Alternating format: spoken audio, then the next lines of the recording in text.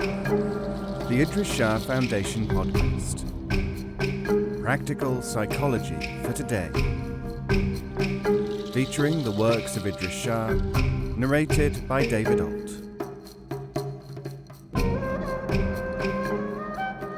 Welcome to the Idries Shah Foundation podcast. On this edition of the podcast, we will hear selections from the Idries Shah Anthology. 6. Teaching Stories. Someone said to Bahuddin Naqshband, "You relate stories, but you do not tell us how to understand them." He said, "How would you like it if the man from whom you bought fruit consumed it before your eyes, leaving you only the skin?"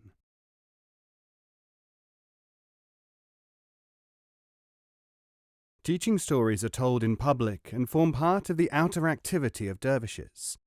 They are intended to lay a basis of knowledge about Sufism and its characteristic methods of thought.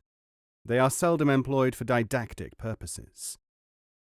The inner dimensions of teaching stories, however, are held to make them capable of revealing, according to the stage of development of the student, more and more planes of significance. It is the theory that one may work on different layers of the same material which is unfamiliar to many people, who tend to prefer being told that a story has one message or one use only.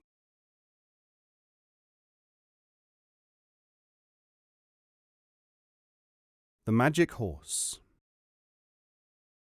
This tale is of great importance because it belongs to an instructional corpus of mystical materials with inner content, but, beyond entertainment value, without immediate external significance. The teaching story was brought to perfection as a communication instrument many thousands of years ago. The fact that it has not developed greatly since then has caused people obsessed by some theories of our current civilizations to regard it as the product of a less enlightened time.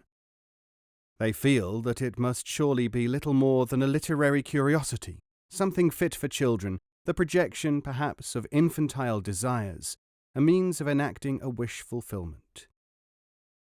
Hardly anything could be further from the truth of such pseudo-philosophical, certainly unscientific imaginings. Many teaching stories are entertaining to children and to naive peasants. Many of them, in the forms in which they are viewed by conditioned theorists, have been so processed by unregenerate amateurs that their effective content is distorted. Some apply only to certain communities, depending upon special circumstances for their correct unfolding, circumstances whose absence effectively prevents the action of which they are capable. So little is known to the academics, the scholars, and the intellectuals of this world about these materials that there is no word in modern languages which has been set aside to describe them. But the teaching story exists nevertheless. It is a part of the most priceless heritage of mankind. Real teaching stories are not to be confused with parables, which are adequate enough in their intention, but still on a lower level of material, generally confined to the inculcation of moralistic principles, not the assistance of interior movement of the human mind. What we often take on the lower level of parable, however, can sometimes be seen by real specialists as teaching stories, especially when experienced under the correct conditions. Unlike the parable, the meaning of the teaching story cannot be unraveled by ordinary intellectual methods alone. Its action is direct and certain, upon the innermost part of the human being, an action incapable of manifestation by means of the emotional or intellectual apparatus. The closest that we can come to describing its effect is to say that it connects with a part of the individual which cannot be reached by any other convention, and that it establishes in him or in her a means of communication with a non-verbalized truth beyond the customary limitations of our familiar dimensions. Some teaching stories cannot now be reclaimed because of the literary and traditionalistic, even ideological processing to which they have been subjected. The worst of such processes is the historicizing one, where a community comes to believe that one of their former teaching stories, represents literal historical truth. This tale is given here in a form which is innocent of this and other kinds of maltreatment.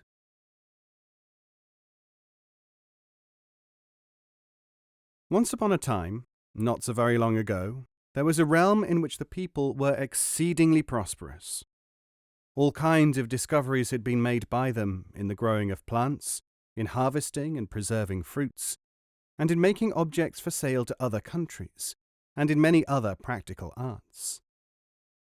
Their ruler was unusually enlightened, and he encouraged new discoveries and activities because he knew of their advantages for his people. He had a son named Hoshiyar, who was expert in using strange contrivances, and another called Tambal, a dreamer, who seemed interested only in things which were of little value in the eyes of the citizens. From time to time the king, who was named King Mumkin, circulated announcements to this effect.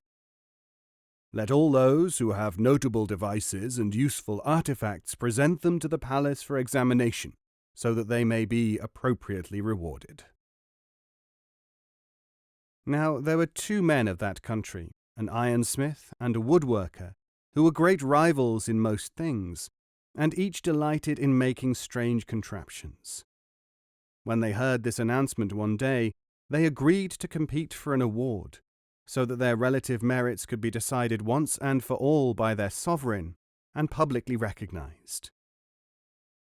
Accordingly, the smith worked day and night on a mighty engine, employing a multitude of talented specialists, and surrounding his workshop with high walls so that his devices and methods should not become known. At the same time, the woodworker took his simple tools and went into a forest where, after long and solitary reflection, he prepared his own masterpiece. News of the rivalry spread, and people thought that the smith must easily win, for his cunning works had been seen before, and while the woodworker's products were generally admired, they were only of occasional and undramatic use. When both were ready, the king received them in open court. The smith produced an immense metallic fish which could, he said, swim in and under the water. It could carry large quantities of freight over the land. It could burrow into the earth, and it could even fly slowly through the air. At first the court found it hard to believe that there could be such a wonder made by man, but when the smith and his assistants demonstrated it, the king was overjoyed and declared the smith among the most honored in the land, with a special rank and the title of benefactor of the community. Prince Hoshiyar was placed in charge of the making of the wondrous fishes, and the services of this new device became available to all mankind. Everyone blessed the smith and Hoshiyar, as well as the benign and sagacious monarch whom they loved so much. In the excitement, the self-effacing carpenter had been all but forgotten. Then one day someone said, "But what about the contest? Where is the entry of the woodworker? We all know him to be an ingenious man. Perhaps he has produced something useful." "How could anything possibly be as useful as the wondrous fishes?" asked Hoshiyar, and many of the courtiers and the people agreed with him. But one day the king was bored. He had become accustomed to the novelty of the fishes and the reports of the wonders which they so regularly performed. He said, "Call the woodcarver, for I would now like to see what he has made." The simple woodcarver came into the throne room, carrying a parcel wrapped in coarse cloth. As the whole court craned forward to see what he had, he took off the covering to reveal a wooden horse. It was well enough carved, and it had some intricate patterning chiseled into it, as well as being decorated with coloured paints, but it was only a mere plaything, snapped the king. "But, father," said Prince Tambal, "let us ask the man what it is for." "Very well," said the king. What is it for?" "Your Majesty," stammered the woodcarver, it is a magic horse. It does not look impressive, but it has, as it were, its own inner senses. Unlike the fish, which has to be directed, this horse can interpret the desires of the rider and carry him wherever he needs to go." "Such a stupidity is fit only for Tambal," murmured the chief minister at the king's elbow. "It cannot have any real advantage when measured against the wondrous fish." The woodcarver was preparing sadly to depart when Tambal said, "Father, let me have the wooden horse." "All right," said the king. "Give it to him. Take the woodcarver away and tie him on a tree somewhere so that he will realize that our time is valuable. Let him contemplate the prosperity which the wondrous fish has brought us, and perhaps after some time we shall let him go free to practice whatever he may have learned of real industriousness through true reflection." The woodcarver was taken away, and Prince Tambal left the court carrying the magic horse. Tambal took the horse to his quarters, where he discovered that it had several knobs, cunningly concealed in the carved designs. When these were turned in a certain manner, the horse, together with anyone mounted on it, rose into the air and sped to whatever place was in the mind of the person who moved the knobs. In this way, day after day, Tambal flew to places which he had never visited before. By this process he came to know a great many things. He took the horse everywhere with him. One day he met Hoshiar, who said to him, "Carrying a wooden horse is a fit occupation for such as you. As for me, I am working for the good of all, towards my heart's desire." Tambal thought, "I wish I knew what was the good of all, and I wish I could know what my heart's desire is." When he was next in his room, he sat upon the horse and thought, "I would like to find my heart's desire." At the same time, he moved some of the knobs on the horse's neck. Swifter than light, the horse rose into the air and carried the prince 1,000 days' ordinary journey away to a far kingdom ruled by a magician king. The king, whose name was Kahana, had a beautiful daughter called Precious Pearl, Duri Karima. In order to protect her, he had imprisoned her in a circling palace, which wheeled in the sky higher than any mortal could reach. As he was approaching the magic land, Tambal saw the glittering palace in the heavens and alighted there. The princess and the young horseman met and fell in love. "My father will never allow us to marry," she said, "for he has ordained that I become the wife of the son of another magician king who lives across the cold desert to the east of our homeland. He has vowed that when I am old enough, I shall cement the unity of the two kingdoms by this marriage. His will has never been successfully opposed." "I will go and try to reason with him," answered Tambal, as he mounted the magic horse again.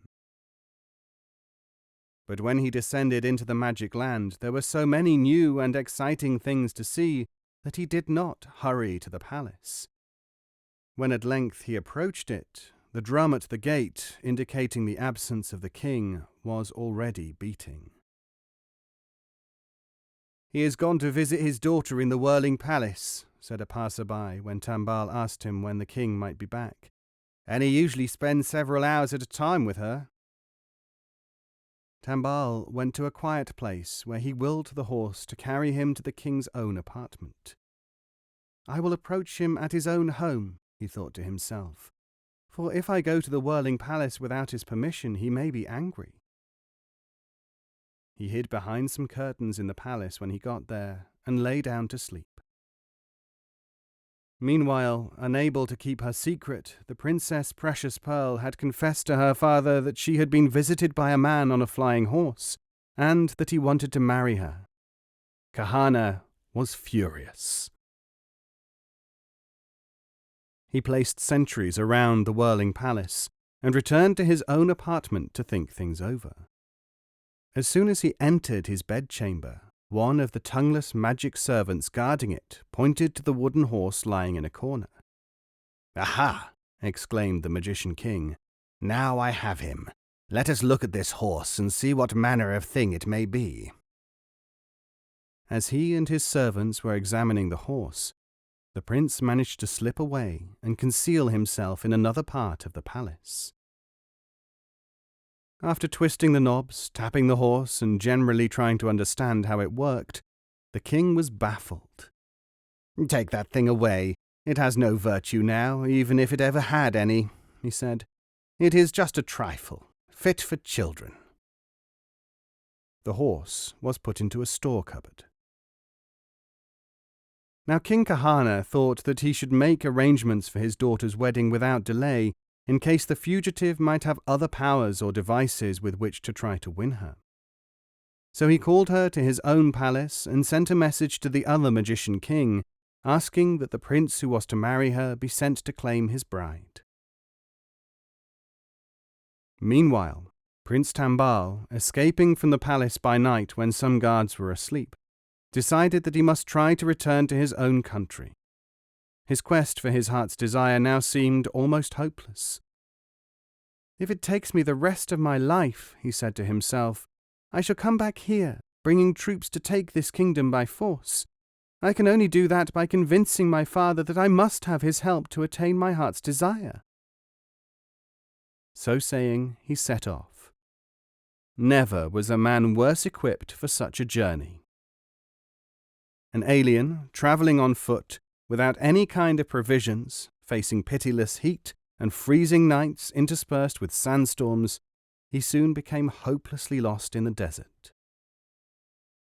Now, in his delirium, Tambal started to blame himself, his father, the magician king, the woodcarver, even the princess and the magic horse itself.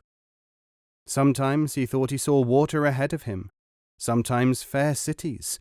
Sometimes he felt elated, sometimes incomparably sad. Sometimes he even thought that he had companions in his difficulties, but when he shook himself he saw that he was quite alone. He seemed to have been travelling for an eternity. Suddenly, when he had given up and started again several times, he saw something directly in front of him. It looked like a mirage, a garden full of delicious fruits, sparkling and almost, as it were, beckoning him towards them. Tambal did not at first take much notice of this, but soon, as he walked, he saw that he was indeed passing through such a garden. He gathered some of the fruits and tasted them cautiously. They were delicious. They took away his fear as well as his hunger and thirst. When he was full, he lay down in the shade of a huge and welcoming tree and fell asleep.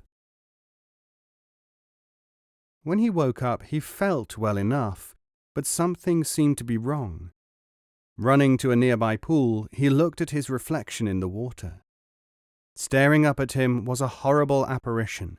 It had a long beard, curved horns, ears a foot long. He looked down at his hands. They were covered in fur. Was it a nightmare? He tried to wake himself, but all the pinching and pummeling had no effect. Now, almost bereft of his senses, beside himself with fear and horror, thrown into transports of screaming, racked with sobs, he threw himself on the ground. "Whether I live or die," he thought, "these accursed fruits have finally ruined me. Even with the greatest army of all time, conquest will not help me. Nobody would marry me now, much less the Princess Precious Pearl. And I cannot imagine the beast who would not be terrified at the sight of me, let alone my heart's desire." And he lost consciousness. When he woke again, it was dark, and a light was approaching him through the groves of silent trees.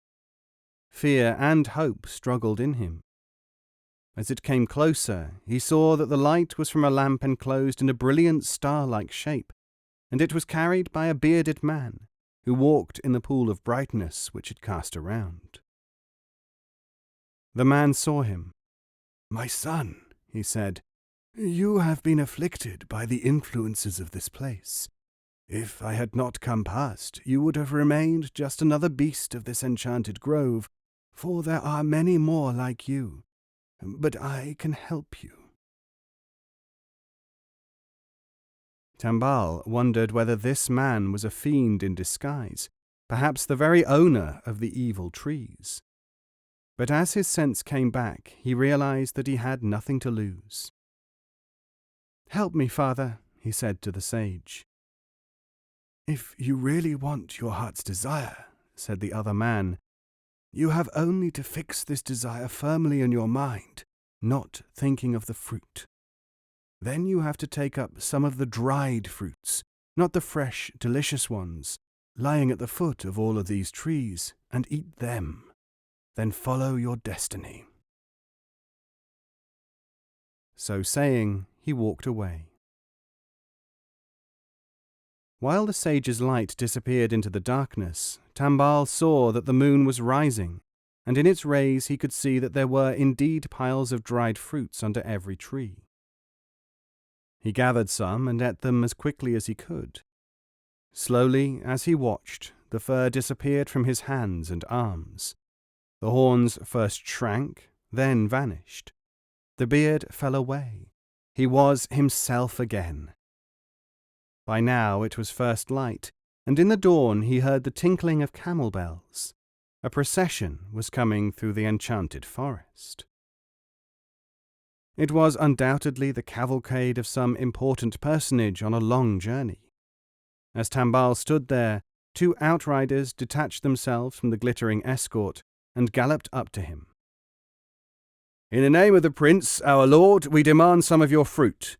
His celestial highness is thirsty and has indicated a desire for some of these strange apricots," said an officer. Still, Tambal did not move. Such was his numbed condition after his recent experiences. Now the prince himself came down from his palanquin and said, "I am Jadaguzada, son of the magician king of the east. Here is a bag of gold, oaf. I am having some of your fruit because I am desirous of it. I am in a hurry, hastening to claim my bride, Princess Precious Pearl, daughter of Kahana, magician king of the west." At these words, Tambal's heart turned over, but realizing that this must be his destiny which the sage had told him to follow, he offered the prince as much of the fruit as he could eat. When he had eaten, the prince began to fall asleep. As he did so, horns, fur, and huge ears started to grow out of him. The soldiers shook him, and the prince began to behave in a strange way. He claimed that he was normal and that they were deformed.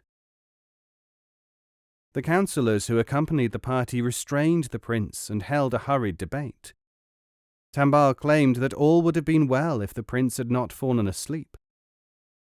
Eventually it was decided to put Tambal in the palanquin to play the part of the prince. The horned Jadaguzada was tied to a horse with a veil thrown over his face, disguised as a serving woman. "He may recover his wits eventually," said the councillors, "and in any case he is still our prince. Tambal shall marry the girl. Then as soon as possible we shall carry them all back to our own country for our king to unravel the problem." Tambal, biding his time and following his destiny, agreed to his own part in the masquerade. When the party arrived at the capital of the West, the king himself came out to meet them. Tambal was taken to the princess as her bridegroom, and she was so astonished that she nearly fainted. But Tambal managed to whisper to her rapidly what had happened, and they were duly married amid great jubilations. In the meantime, the horned prince had half recovered his wits, but not his human form, and his escort still kept him under cover. As soon as the feasting was over, the chief of the horned prince's party, who had been keeping Tambal and the princess under a very close watch, presented himself to the court. He said, "O just and glorious monarch, fountain of wisdom, The time has now come, according to the pronouncements of our astrologers and soothsayers, to conduct the bridal pair back to our own land, so that they may be established in their new home under the most felicitous circumstances and influences." The princess turned to Tambal in alarm, for she knew that Jadagazada would claim her as soon as they were on the open road, and make an end of Tambal into the bargain. Tambal whispered to her, "Fear nothing. We must act as best we can, following our destiny. Agree to go, making only the condition that you will not travel without the wooden horse." At first, the Magician King was annoyed at this foible of his daughter's. He realized that she wanted the horse because it was connected with her first suitor. But the chief minister of the Horned Prince said, "Majesty, I cannot see that this is anything worse than a whim for a toy, just as any young girl might have. I hope that you will allow her to have her playthings, so that we may make haste homeward." So the Magician King agreed, and soon the cavalcade was resplendently on its way. After the king's escort had withdrawn, and before the time of the first night halt, the hideous Jadagazada threw off his veil and cried out to Tambal, "Miserable author of my misfortunes, I now intend to bind you hand and foot to take you captive back to my own land. If, when we arrive there, you do not tell me how to remove this enchantment, I will have you flayed alive inch by inch. Now give me the princess' precious pearl." Tambal ran to the princess, and in front of the astonished party, rose into the sky on the wooden horse, with Precious Pearl mounted behind him. Within a matter of minutes the couple alighted at the palace of King Mumkin.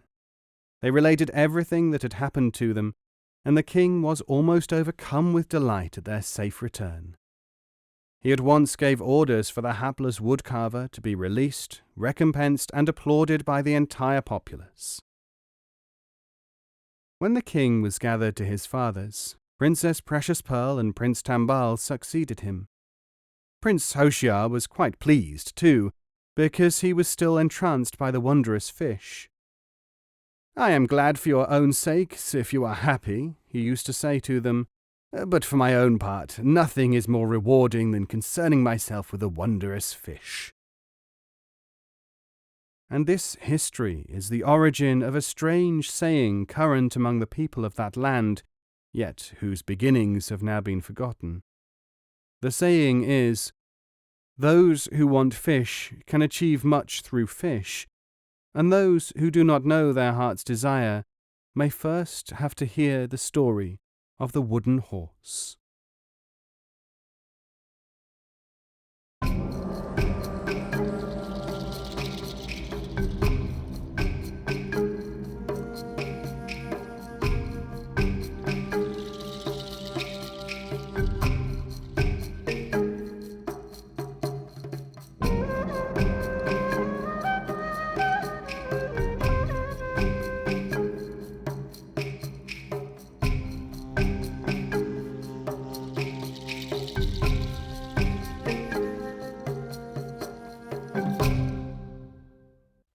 This audio is made available by the Idries Shah Foundation and is copyright 2019. All rights reserved.